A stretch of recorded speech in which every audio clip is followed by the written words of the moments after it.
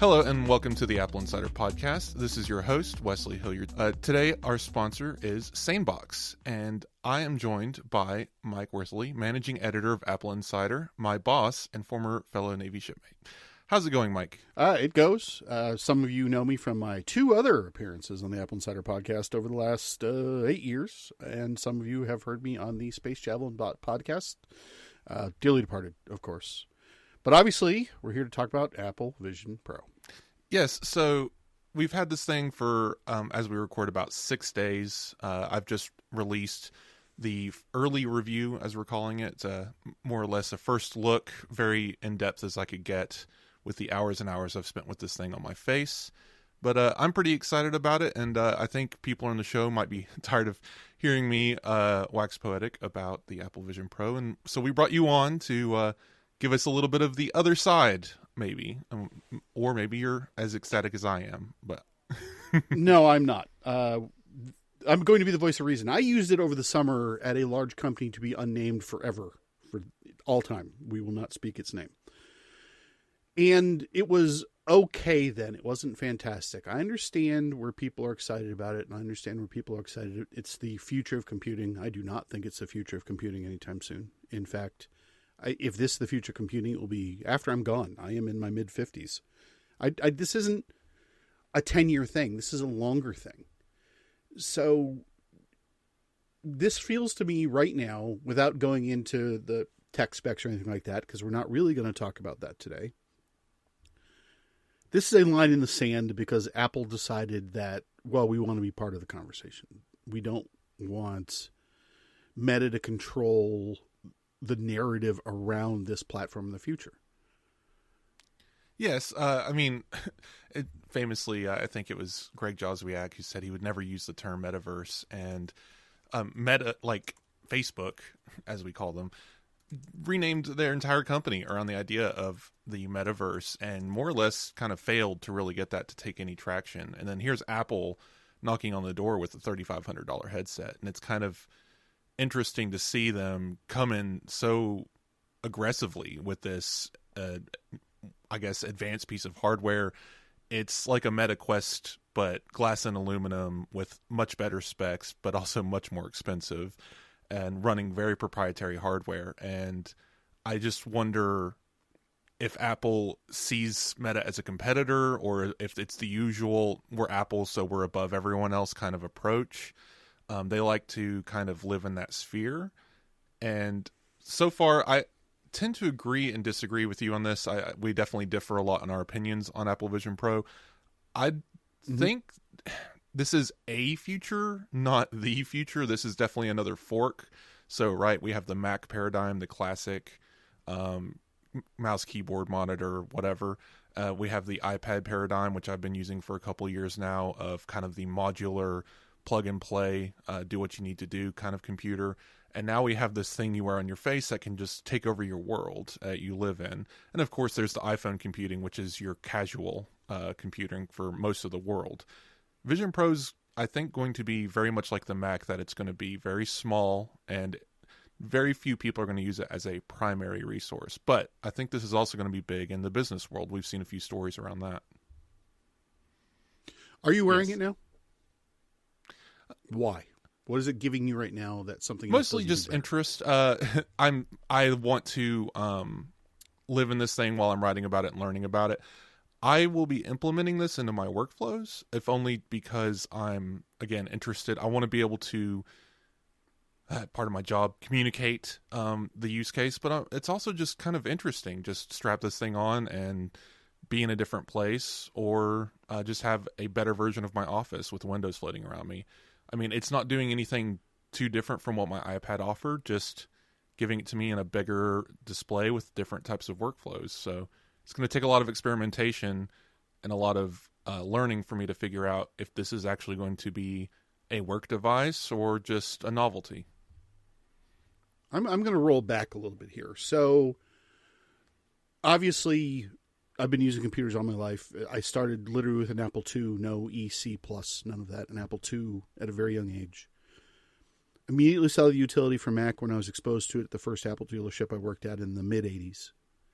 stayed with Mac for a long time, immediately saw the use for iPods, immediately saw the use for an iPhone, immediately saw the use for an iPad, saw use for Apple Watch. I'm still only reluctantly wearing it because my cardiologist wants me to wear it. There is no immediate use for this. This is not a today platform. This is a platform. It is a stab in the dark. It's definitely early days. I mean, I agree the utility. It's difficult to put into words. I mean, you've used one, you have one in your home. Right now, for example, we're podcasting. It's an audio sensitive environment. I am facing a wall covered in soft paneling to prevent my voice from echoing too much.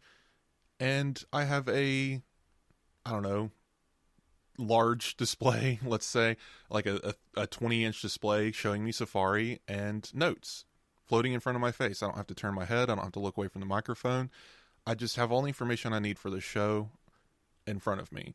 And I'm not reverberating off of a glass display that's 10 inches in front of me. So, like, again, it's just a niche use case, but I feel like these kinds of things will eke themselves out. Like, we need to see developers come in and show us what this thing is for, much like the Apple Watch. I mean, I've had some pushback from people with me classifying that way in our forums and online, and it's just like, I don't understand how people's memories can be so short. But that first Apple Watch with watchOS 1.0 was not what we have today, and it was fully streamed from the iPhone. It was a terrible experience overall. And Apple just revamped it basically overnight with watchOS 2.0 and changed a lot of the operating systems to be more localized. I get it, but like we had a people button. There was you press the side button and it launched a people picker. Like that's crazy to me that's what they went with the first iteration. I'm not going to say that. Did they change things? They absolutely changed things. But I'm not going to say that Apple didn't have fitness in mind, for instance. They focused on fashion first, and they invited an auditorium full of fashionistas, and a lot of them were just straight given $10,000 gold Apple Watches. They had a giant circle drawn on a map, and fitness and health was inside of it, but so was all these other things. Yep. And then that circle got smaller as people used it and was able to show, this is what we're actually buying it for. We're actually buying it for notifications, primarily fitness and health. And Apple zoomed in on that very quickly. And it's funny because in the most Apple way possible, there's no real customization. We get a handful of watch faces that are useful, and complications make things a little more personal. But we still don't have like a watch face store. And I think with Vision Pro, it's going to be very similar. They have this giant circle around it of, we're spatial computing, these fancy buzzwords that say basically, okay, nothing. Yeah, basically, okay, it could be VR, it could be AR. It depends on where the dial is, and that's all very fun and whatever, but like really it can be whatever you need it to be until you tell us what you want it to be. And I think that's the stage that Vision Pro's in right now. Well, let's be real clear about what Vision Pro is, right? It is a VR headset. It is not an AR headset. It is 100% a VR headset. You're looking at displays. You are not seeing the outside. You're looking at it through displays. And that's okay, right? That works out pretty well in the Disney app with the theaters and so forth. And if they don't add a Muppet theater, I'm going to be very disappointed. It is such a hard... It is, for me at least, it is such a hard product to look at and say, what is this for and who is this for now and for the next 5 years? I don't see how right now or for the foreseeable future, Apple is going to break the curse that Meta now talks about where people will buy one, use it for 2 hours, put it back in the box, never to be seen again. Absolutely. Is the price part of your calculation, or is it the form factor? It's a little bit of both. The Apple Vision Pro is priced the way it is because it needs to be priced the way it is. So there's the 80-20 rule, right? Where to get 80% of the product, it takes 20% of the cost. But to get to that extra 20%, it's 80% of the cost. And Meta to date has been happy with sitting at that 80% of the line and that 20% of the cost thing. Apple just said, like they do sometimes, we're just going full out. We're going to deliver absolutely everything possible today. And that costs. That takes real money. I mean, if you, I listened to the Vanity Fair review with the Apple News audio thing they do. And it was interesting because Tim Cook was pretty open about, like a number of years ago, I'm guessing around 2018, I was brought into this room and they strapped this giant heavy thing to my head that did not look anything like Vision Pro. They had to do a bunch of things. It was hot, it was heavy, it was loud. And finally, there it was in front of him, the room with some icons floating in front of him. And he's just like, yep, this is it. This is what we need to do. And they basically had to wait for the technology to catch up. And I know there's a lot of, again, euphemism marketing speak in there of just, how amazing and wonderful Apple is, of course, because that's the CEO talking. But I still thought it was an interesting story because it kind of happened with the Apple Watch as well. They kind of had an idea and had to wait to execute until things got cheap enough, got easy enough to produce en masse to create this. And I think Vision Pro is the best they could do for now at this price point. I mean, they could have gone more expensive, and you can always go more expensive and add more things to it. But really, I think this met in the middle. And I don't know if I'm with you on the 10-year window. I don't think we're going to have like these goggles or glasses that are perfectly transparent, showing advanced UI metrics and like basically Vision OS as it exists today in 5 or 10 years. That's a reach, but I still think the pass-through is going to get better. I think the displays are going to get better, and the overall headset's going to get lighter. And I'd say by the second iteration, we're going to see a pretty big leap forward. Not astronomical, but I still think that Vision Pro, I think people are going to be surprised. They're expecting Apple to come out the gate with this, 2026, here's a $2,000 version. I don't think it's going to be that soon or that fast, or that cheap even. I think Vision Pro 2 is still going to be around $3,500. That's just how Apple does it. But we will get like an SE version at some point that lacks some hardware, whatever that might be. But the ubiquity of this hardware is what's going to create the ecosystem. And I think maybe that's where you're coming from, is there's no way for this to become widespread, especially at this price point.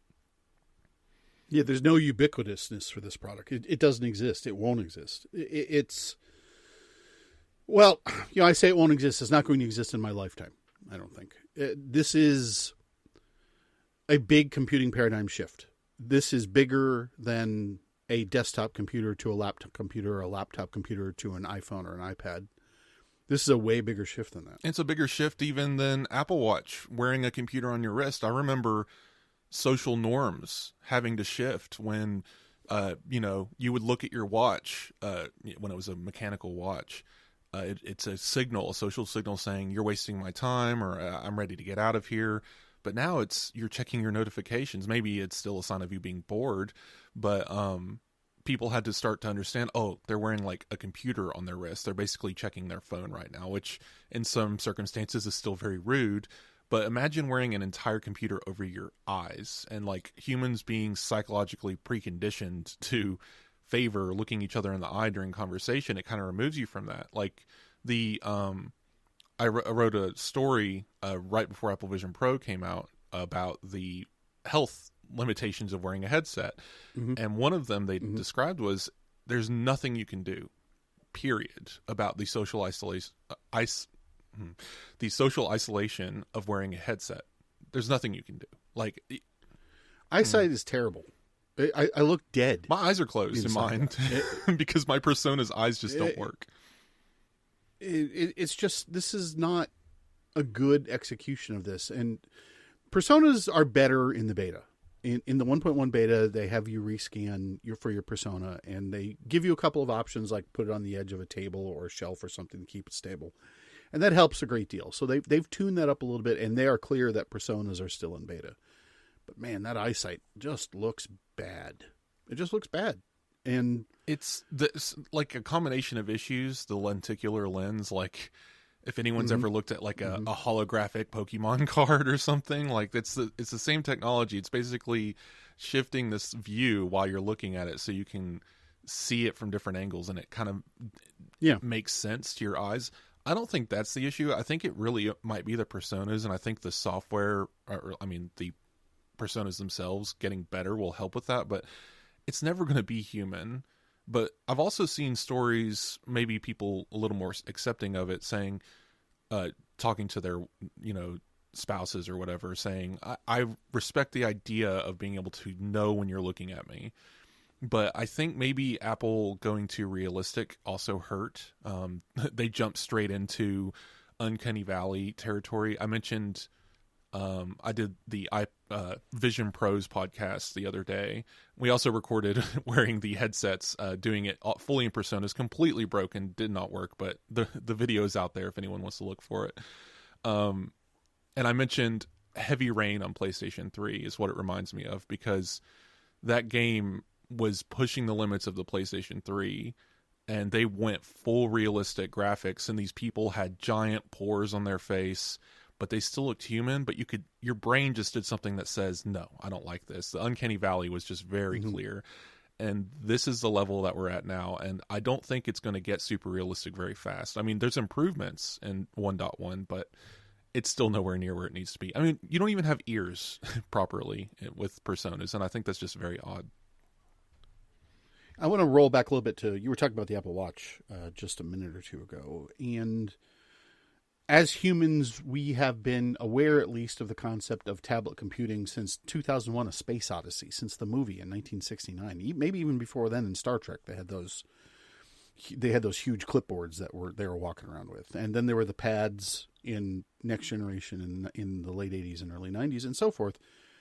So at some level, there have been computing paradigms that humanity has been familiar with for a long time. So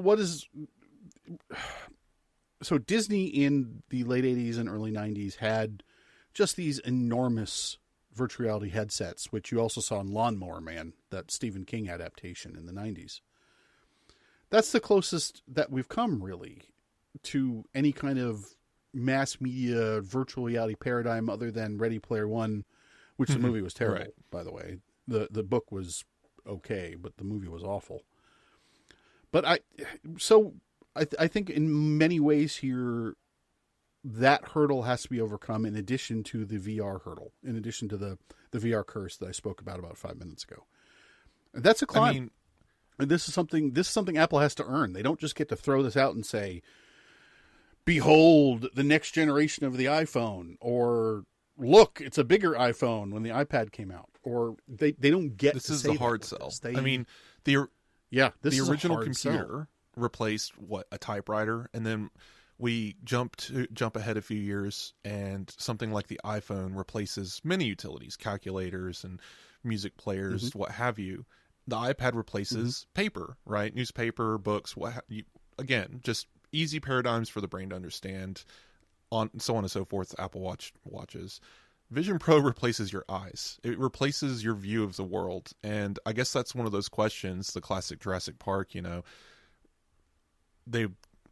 I'm not even going to do the quote, but like, why bother? Why replace the world other than science fiction telling us, oh, this is something cool we want to do? I mean, other than Ready Player One, or maybe Tony Stark in his helmet in Iron Man, seeing all these little real world augmented reality objects. I mean, obviously we don't have holograms, and this is the closest thing we can get to it by literally just wearing screens over our eyes so we can project things into our space. Is this really the ultimate view? Did science fiction lead us the wrong direction?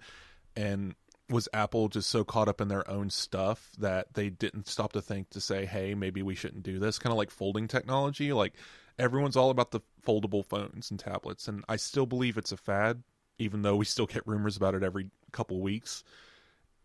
It doesn't seem like something that really needs to exist. Something else is going to come along and be better than foldables ever thought of being. And yeah, there's new rumors this week about Apple working on 2 foldable phones, and honestly, I think it's probably way more than that. I think they've probably had 20 or 30 different prototypes that they're considering. But, that brings us back to the Apple Vision Pro, and this is the first year, I think, that Apple has considered that the technology is mass-producible enough to give something at least acceptable to the public. For me, going on the folding phones thing, is Microsoft's vision of it with 2 discrete screens held together with a hinge, and actually using the hinge as a user interface element is probably the best way to do it. Because there are giant material problems with a plastic crease or glass crease. Just enormous fatigue failure problems. And no one can tell me moving otherwise. parts. I mean, in an electronic object yeah. is just not done, other than buttons maybe, and even then, those wear out after infinite presses. There's difference between ductile failure and brittle failure and so forth. And Wes and I have obviously had extensive training on this, and I've got a minor in materials, but. So let's bring it around to, we wrote opposing views before we even had our hands on this thing. We wrote opposing views. Oh no! Before you had your hands on it, fair enough. I mean, you'd right? used it, but I had mostly just heard of other people using it. But of course, I'm the optimistic one. I'm definitely the Apple fanboy of Apple Insider, respectively. But it's just, I'm always going to be excited about new technology. It's not about whether Apple does it or not. It's if someone does something really interesting, I'm going to be all over it. I mean, I bought the little Game Boy thing that Analog made because that's just exciting to me that someone's building this technology. I just want this stuff to exist in the world. So Apple making something like this is just interesting to me. I bought PSVR 2 for the same reason. I want to be able to dive into these new paradigms. So of course I'm going to be optimistic. And I basically wrote about how Vision Pro needed to exist today because Vision OS needs to be developed, and Apple can only get so far by developing something internally. They need the input from external developers and users. Do you think that they should have that they should have released now? Is this too soon, or should they have waited another generation internally? I think that the product would be better received if it was a more socially acceptable product that didn't look like a pair of metal ski goggles.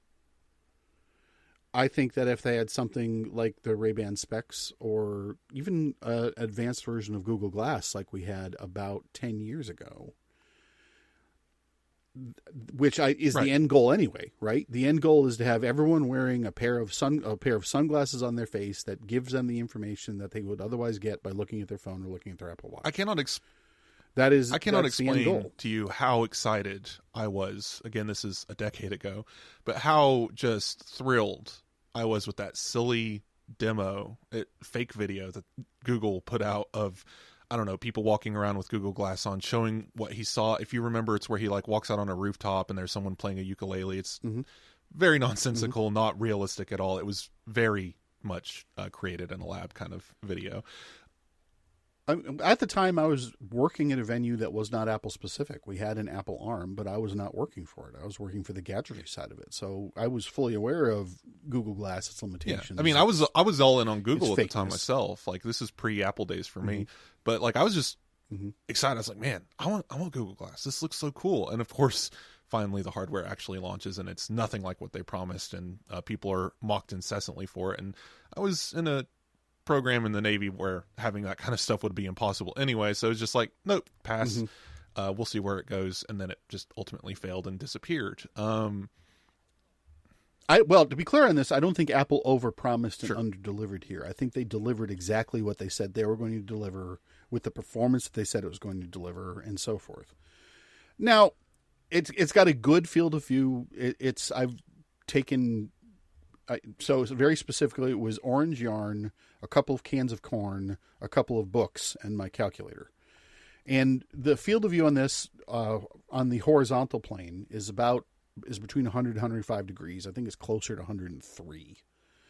I haven't done vertically yet.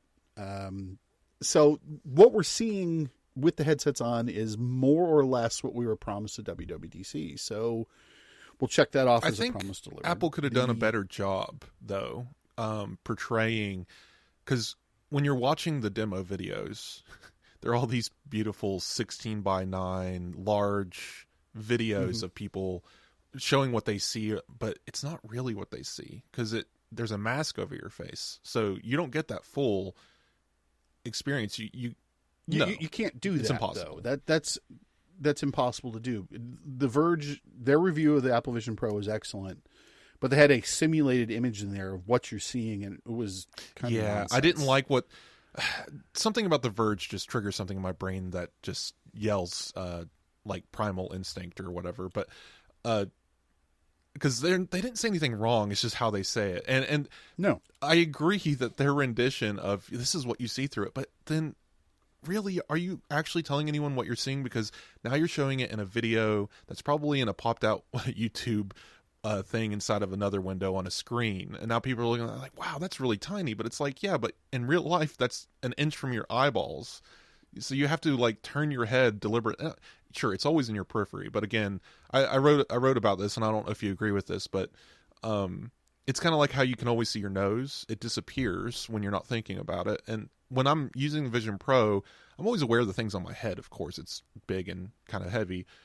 Yeah, you can't but not like be aware. when you're really in the flow state of working, typing, looking at documents, editing photos, what have you, inside of Vision Pro, watching an immersive video, everything kind of disappears around that. And until someone says, hey, you can see black around your head, you're not really paying attention to that. You're paying attention to the content. So I don't want people to get too caught up on that, but it is there.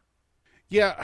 So I'm obviously, you can tell I'm conflicted about this. People say I got literal hate mail about, me not being optimistic about Apple Vision Pro. Yeah, but you'll get hate mail whatever really, stance you take. You like it too much, you hate it too much. It's not really a big deal.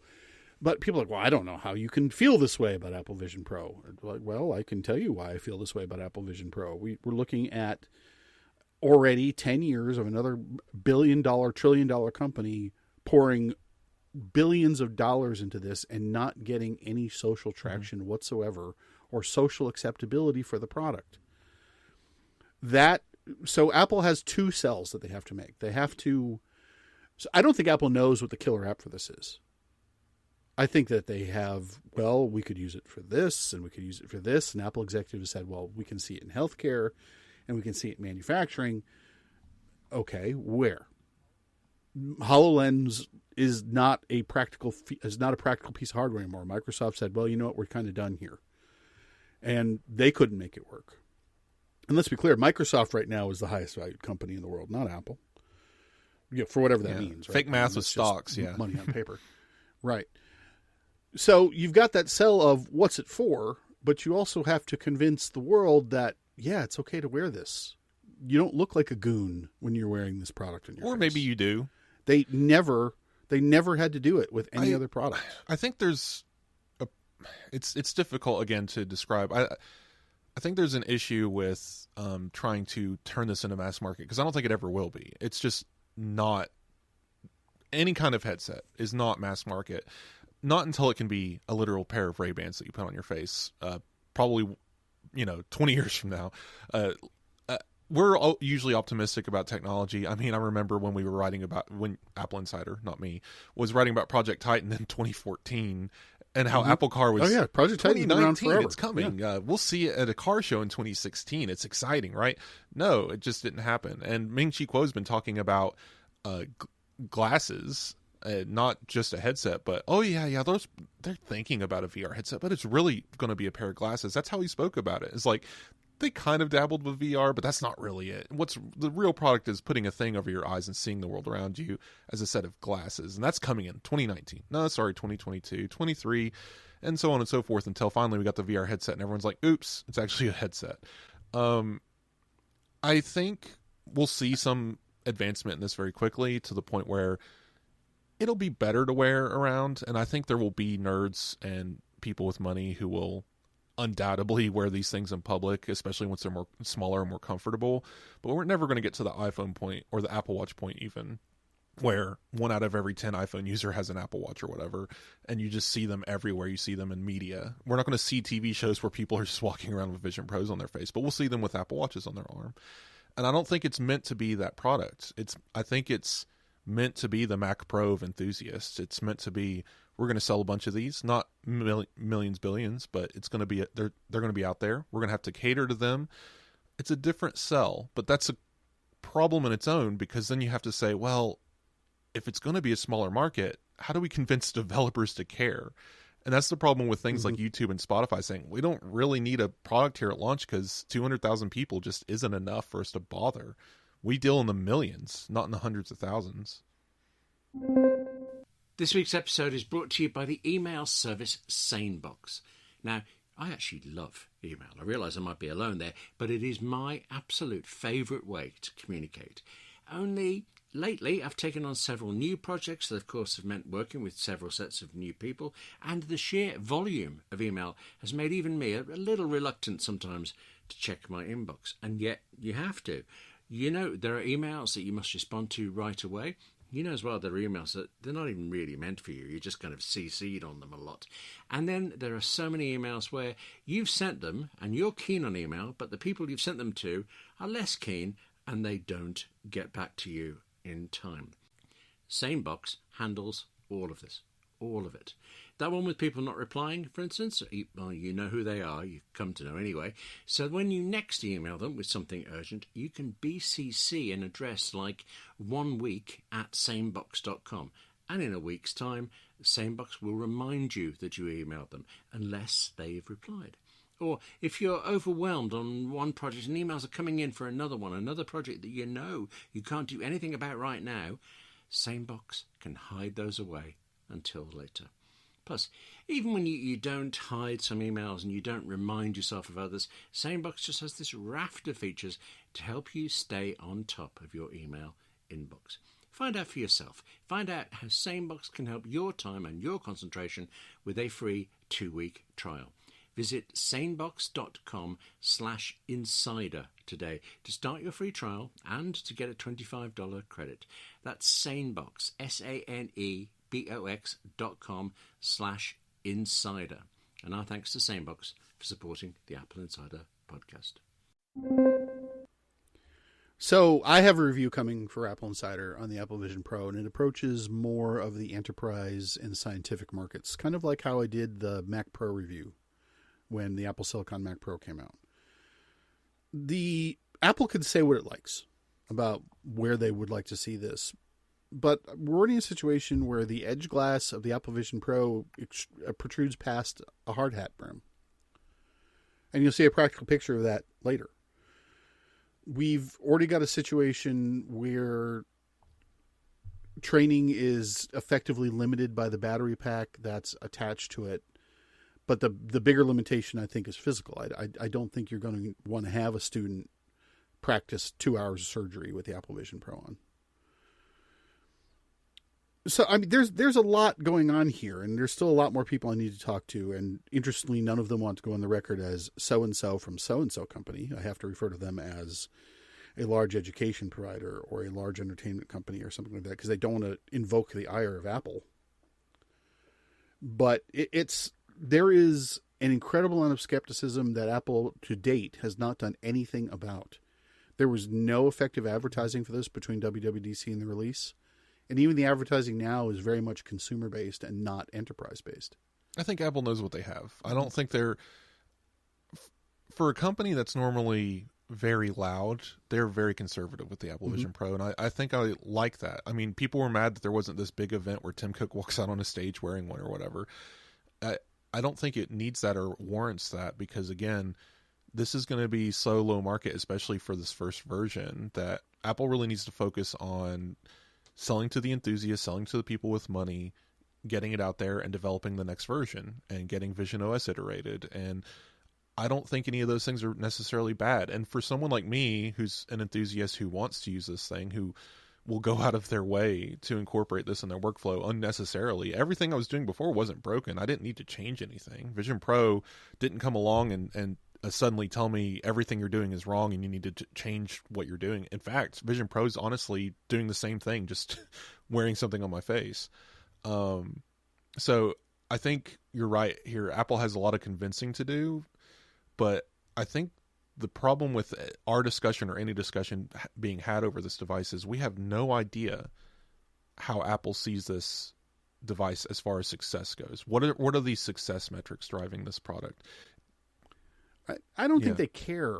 They've got money to wait, and that's what I said in my piece about this. Is there's going to be a lot of people talking about success or failure. You know what? I haven't said anything that this product's going to flop. I'm not going to give you a YouTube face and say the Apple Vision Pro is a failure, because it's not. It's doing exceptionally well for what, I mean, if the numbers that we are hearing are true. I mean, even at 200,000 now, 600,000 by the end of the year, I think that's pretty amazing for a $3,500 face computer. Well, that makes it a $750 million business on its own today. Not in the end of the year. Today, it's a $750 I did some napkin math that may or may not be totally accurate, but I mean, that puts it within 10% of the launch weekend sales. Now we're a week away, so we have no idea what it looks like now. But that launch weekend of approximately 200,000 sales puts it within 10% of Meta's entire Quest 2 lineup that has been out since, what, 20... Well, to be clear, that puts it within the dollar value again, of those headsets. It doesn't put it within the total sales volume, which is about 20 million, which Meta considers a failure. But Meta also needs the entire planet to be bored creatures that just feed them information for them to make money. So 20 million, of course, is going to be a failure because they need it to be more like 200 million. So like with Apple TV, Apple will pour money into this in the interest of cross-licensing. Just like Apple TV feeds services come from the iPhone feeds services. Everything is this web. There's nothing independent inside Apple. The Apple Vision Pro is not a standalone device. You, at the very least, you have to have an iPhone if you're going to order it online to buy it. And by itself, it is kind of a homeless product. What's the word? Everyone keeps repeating it. Escape hatch.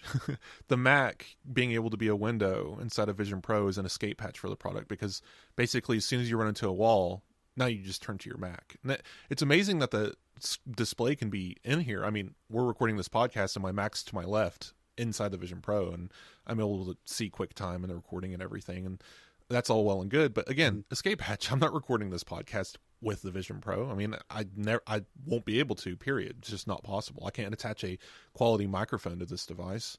So, well, you can't do it yet. Here's the thing. So you've got that developer strap, right, which doesn't do a thing. It is a USB 2 device that our friends over at 9 to 5 said gives you a slightly more stable Mac screen, which I've not found to be the case. It seems the same to me. And the pins behind that, there are more pins on that headphone connector, on that ear strap connector, than there are in a USB-C cable or a Thunderbolt cable. Now, there's no way for me to know right now what's on the other side of that, the electronics controlling that, and the iFixit teardown doesn't really talk about it that much. But maybe there's something more coming as far as strap peripherals go. Maybe there's something faster coming. I would very much like the Apple Vision Pro to be able to take an HDMI in on USB-C alt mode. I would very much like that, because that would make that product an incredibly more flexible product. I mean, I don't think it's coming, mind you. I think Apple will control this the same way they control everything else, which is good. And they also need a selling point for the next product, of course. I mean, when everyone who just bought one needs a reason to buy the second one, because that's the only market Apple has right now at this point. And them coming out and saying, yeah, and this one, you can dock it to Thunderbolt. And now you have everything you connect to Thunderbolt inside the Vision Pro. And that would be interesting. But that's not going to happen with this version. I mean, probably. I mean, I agree that the developer strap's a potential input. I mean, we could see updates do all kinds of crazy stuff. They added mouse support to iPad through a software update, which is still very weird to me just to think about. Like, oh, this thing just impossible could not do before is now here because they updated the firmware in the operating system. And I mean, so we don't know what Vision OS is going to look like a year from now. And that's exciting to me. And I think, I don't know, do you have any last thoughts on Vision Pro before we cover a few other topics? Well, on my hierarchy of needs as far as Apple products go, I have always loved my Mac. There have been only a handful of Macs that I've only kind of been iffy on. Like, for instance, the Apple Silicon Mac Pro doesn't need to exist. My iPad I love more than my iPhone. I love my iPhone more than I love my Apple Watch. And somewhere further down, way below that, is the Apple Vision Pro. This is a product that I own because I work here. If I did not work for AppleInsider, I wouldn't have bought this for myself. So it launched. I was excited about it. I said, wow, that looks pretty cool. And then I used it over the summer. I used it at a large company that I have contacts with over the summer. And it's a little better now than the software was then. It's not hugely better. And I still want to like it. I still want to like it a great deal. But looking at it, and even after playing with the Disney Plus app, even after playing with some stuff that some of the people I've spoken with have built around it, which are complex mechanical and fluid flow systems, and you can manipulate the system and so forth and see how the system operates with multiple people in the space, it is still not a product for me. Am I upset that Apple made it? No, I'm not upset that Apple made it. Am I ever going to call it a failure? No, because it's not. It's better than my Vive. It's better than my Index. It's better than the other virtual reality stuff that I've used. But it is also not a today product. This, like I said, if this is a major computing paradigm, I will be gone before that happens. So I think Apple could have waited. I think they could have waited another 5 years for hardware to say, this is what we want, instead of doing this today, which... So developer kits. Let's talk about developer kits for a quick minute. The developer kit for Intel was a beige box PC. The development box for Apple Silicon Mac was a Mac Mini with an A12 board in it. They were slapped together pieces of hardware to make a developer kit. I think that Apple could have used the next 3 years as a mind share kind of thing, an enthusiasm kind of thing, and said at WWDC, this is our developer kit for where we want to be in 10 years. And developers, we can sell it to you now. But this is not going to ship in this fancy aluminum container. It's going to be much sleeker, it's going to be much slimmer, and it's going to be much more performant. And I think they would have got exactly what they're getting now out of that. I agree, but also think that if Apple waited 3 more years, this probably would have never shipped. I think it needed to ship now to exist at all, because at some point there's like a meeting, ship, whether or not you're going to ship with time. And once you cross that line, you're never looking back. There's another project. There's another thing to look at. There's an Apple Car. There's some other paradigm to chase after. And if we were ever going to get this, it's now. And I don't think Apple has thankfully, they're not like Google. They're not going to just abandon this and we'll get Vision OS 2.0 and then never see anything again. We're not going to get people. I know Dan wrote a story about Dan Aaron Dilger wrote a story about who's going to make immersive experiences for Apple Vision Pro, and it's a wider piece than just that focus point, but focusing on that title alone, I think people like Jon Favreau, who made the Prehistoric Planet, are interested in making something for this, just out of the interest of art. Yes, it's not going to be a blockbuster, millions of dollars box office movie theater type thing, but I think people will still want to make things for this product. We'll see developers make more apps and things for it. And again, Apple Vision Pro doesn't exist in a vacuum. Other headsets already exist. Other experiences already exist that can be ported. PSVR has similar things to Encounter Dinosaurs, where you just kind of look around and things are happening around you and you don't really interact at all. And those could easily come to Vision Pro. And I think a lot of things is Apple really needs to do the thing they're bad at, and they need to evangelize. They need to go out. They need to touch base and say, hey, bring your thing to our platform. We'll give you money. And hopefully they're doing that here, instead of just doing it all in Apple Music, because it seems to be the only place they're doing it anymore. But a closing thought on Vision Pro before we catch a couple more things. I want to say from my point of view, I pretty much agree with everything you're saying. Like, I can be excited and have the opinion that these are early days and a lot of things need to be fixed at the same time, right? But I'm also a little less down on the idea of this thing doesn't have really a key use case. I think if you're someone who wants the best entertainment device you can buy, personal, yes, you're private, you're alone, this is it. No amount of money you throw at a TV and a sound system is going to get you the same experience as going into full immersive mode and watching a movie in Mount Hood at night on a 150-foot display with spatial audio surrounding you. Like, you're not going to recreate that in real life. And while it's an illusion, it's a convincing illusion. And it's only going to get better from here. I think the killer app here is not a specific use, but it's just the idea. It's entertainment. And that goes against everything I said about it being useful as a work device, but I think that's okay. It's just like the iPad. The iPad is very much a consumption device for most people, and it's an amazing consumption device. And I think Vision Pro can do that too. And for me, will I be working in this? We'll see. I mean, Mike will be disappearing into his work cave after this episode, and William and I will be discussing this at length, but I think I'm going to be implementing this into my workflows. I've wore this for multiple 8-hour shifts, taking breaks only to eat, and I'll take it off and stretch my legs. I'm not wearing it for 8 hours straight, believe me. And that's, I guess I have one last question for you. What do you think about the comfort? Everyone's complaining. One person even said they were in pain during their 30-minute demo wearing the Vision Pro. What do you think about all that?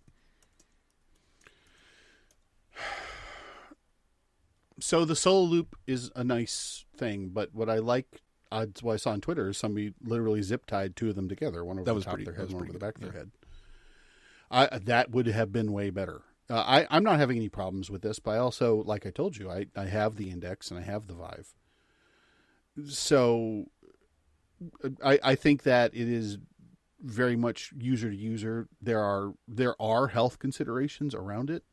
I wrote a piece about it. We'll link it in the show notes. And people are already fighting on it and say that it doesn't exist. It absolutely exists. There are neurological issues with pulse width modulation is used in OLED displays. So there's a lot to consider on this. And if you are uncomfortable with it, or if you do start feeling weird wearing the headset, take it off. Don't push through. This is not a muscle. Wash your face. Wash your visor. Yeah, and to that end, I kind of wish the magnets were a little bit stronger on that, because they keep on popping off just with the lightest of handling, and they need to be a little bit more resistant to that. But yeah, just be careful. It's a new it's a new computing paradigm. Maybe it's interesting. Yes, try it. Get those demos at the Apple Store and give it a shot. And Apple's got a very generous return on everything they sell. So if you get it home, you say, "Oh, this is a waste of money," then just bring it back. This is definitely a product you have to use. And I had something, and it is now gone, so we'll move on. Yep. Yeah, let's move on. A couple of quick things. We've got a few minutes left here at the end. And so AI, right? At the beginning of the AI movement, I would curse and stomp my feet and say, I'm never going to call it AI because it is the dumbest term ever existent. But language changes. So I'm willing to say AI, as wrong as the term might be. And I guess I want your 2-minute opinion on the entire generative AI, world's going to end, Terminator nonsense that we have going on in the world right now. AI is a tool that we need to figure out how to use well. And here's the problem with generative AI is it started out good because it had good material to start with. It had non-AI generated content to start with. And now we're kind of down in this pit where it's feeding off itself and generating garbage. And the same tools that AI will need to use to figure out what's AI hallucinations to draw from and what are human-generated stuff to draw from will need to be implemented so actual people can determine what's AI-generated content and what's generated by a human for education and for a whole host of other things. I think we're in the very early days. We're not looking at Skynet here. We're not looking at anything like that. And as far as the stock analysts bitching that Apple doesn't have anything generative AI, so we're going to punish them in notes, it's idiotic. It's Tim. Given everything as Apple has done, Apple was not first to tablets. They were not first to smartwatches. They were not first to personal computing. They were close to first to personal computing. They were not first to a lot of things, but when they delivered, here it is, and it was great. And now all of a sudden, I plead you, stock analysts, stop being dumb about this company. You know how it works. You know what they do. You know that they're not first out of the gate. I would say, yeah, like as I've discussed at length before, AI, Apple wasn't first to machine learning, which is the real term for this that I will always hold on to. I mean, we saw machine learning. The keyboard on the original iPhone learned as you typed to know where your giant thumbs were going to press a key. I mean, your finger would land on F, but it knew that you meant a different key, right? And stuff like that has existed for a long time. And before iPhone, I'm sure there was other examples of that, but I'm not old enough to know.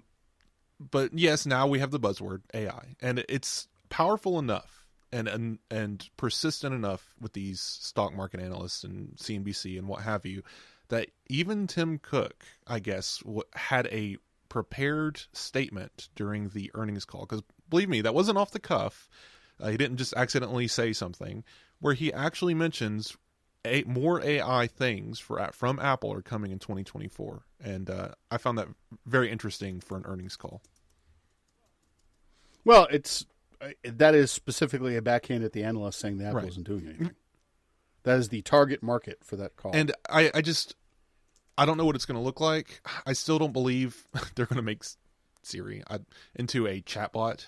I don't think it's going to be this thing that you're going to feed random questions into and have it return hallucinations. I think Apple's going to be more careful than that. We've seen them experimenting in the space by doing open source projects with image generation and stuff like that. There's a few stories on that this week. But it's going to be a consumer product.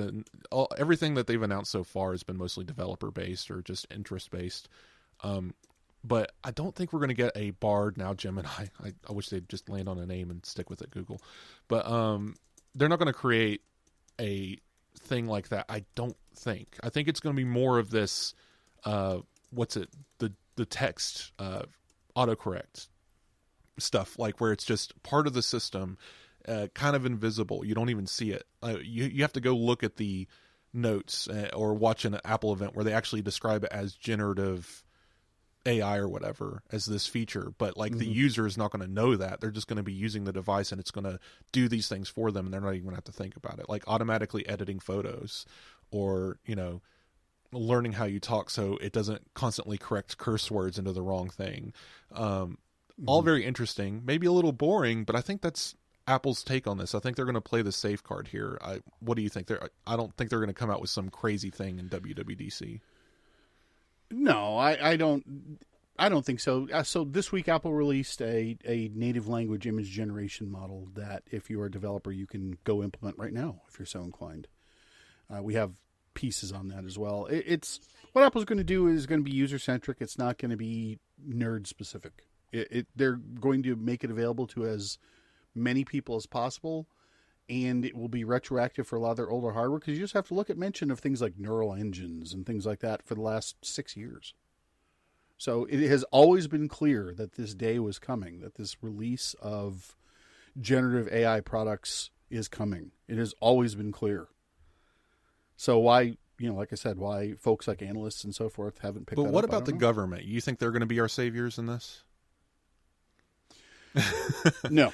I just had a profanity-laced tirade in my head, which I immediately dumped and just said no. It's the government doesn't bother themselves with educating themselves on technology beyond what they can use for a politically laden My speech. favorite thing about this stuff is, all right, so we have a story today. Apple's joining one of those groups that there's 1,000 of them for technology and safety and concerns, and we're going to field everything and fix the world or whatever the government does. But my favorite part about all of this is when there's a quote and it's President Biden says, it's like, he didn't say that. He's like a writer guy who goes and researches this. But anyway, it's just like, yeah, we're committed to making sure that the AI doesn't become dangerous or do anything we don't want it to do. And it's like, but you can't promise any of that. The people making the AI stuff doesn't even know how it works. It's all black box. It's just, well, and with this this group has no teeth. There's no force of law behind it. That is going to have to require a functioning government, which we do not have. It will require lawmakers who actually educate themselves on the topics at hand, which they do not do. I mean, so there's going to be not going to be functional legislation about this for a decade or more. Yeah, this is the same government that tried to destroy the open internet in the name of safety, right? I mean, what's the phrase I'm looking for? More specific. It's on the tip of my tongue. And yes, it doesn't matter. They years and years ago, these politicians decided that they were so smart that they could do away with the department that educated them on things. Right. They weren't smart then. They're not smart. Yeah, it's just always funny to me. It's, Apple joins new government sanctioned things where they promise they're going to fix the world, and meanwhile over on X, it's the most popular app on the App Store again. Can you guess why? Do you know? It was number 24 or 45 or something about a week ago. But what could have changed in the last 7 days that would make X the number one app in the App Store? Generative images of famous artists that are indecent have been flooding that platform, and they have no idea what to do about it. None. And government oversight isn't going to fix that, right? And it's just, I don't know. It's, what is Apple going to do when they create this thing and someone makes something terrible with it? And it's going to be a PR nightmare. We're going to be writing about it for weeks, and someone's going to get sued. All because nobody knows how any of this works. And I'm still very doubtful. I think this is going to be one of those footnotes in history where it's like, you remember NFTs or cryptocurrency? Yeah, AI is kind of the same idea. They're just going to, they'll change the name again in 5 years to call it something else, fancy robot name, whatever. So they can get away from AI and everything terrible it did in the last 3 years. But this technology is not going anywhere. It's just going to be used differently. And what it's doing now is just, it's not very good. And I think that's everything for the Apple Insider Podcast this week. And thank you, SaneBox, for sponsoring this episode. Thanks, everyone, for listening. If you want to hear more about Apple Insider, make sure you visit our website or listen to the HomeKit Insider Podcast, which I do with Andrew every week. Otherwise, there might be a guest. And there's also the Apple Insider Daily Podcast, where you can catch up in about 10 minutes or less on everything happening in Apple news. And I can be found on Mastodon primarily. I still have a Twitter, but I'm not really there. If you notify me, I can get back to you, but just find me on Mastodon or find my email at the top of all of my articles. Mike, where can people find you on the internet? I mean, Apple Insider. That's where I'm at. Yeah, he's floating around. Pretty straightforward. You can find him on Twitter as well if you want to. I mean, you can, but I get a little salty over there sometimes, so maybe not. Right. But where are you not salty? No, I'm salty everywhere. I mean, so it's the genuine Mike Wuerthele experience, no matter where you find me. Yeah. All right. Well, thanks again for listening, and we'll see you guys next week. So long, everybody.